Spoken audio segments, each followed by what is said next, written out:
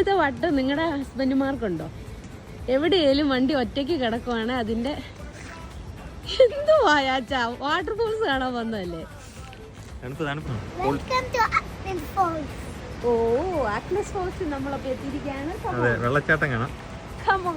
Spring ആണ് എന്ന് വെച്ചാൽ സമ്മറിലേക്ക് കേറുന്നു. പക്ഷെ സമ്മറിന്റെ ആ ഒരു വൈബ് കിട്ടിയിട്ടില്ല ഇതുവരെ. തണുപ്പുണ്ട്. കൊള്ളാല്ലേ?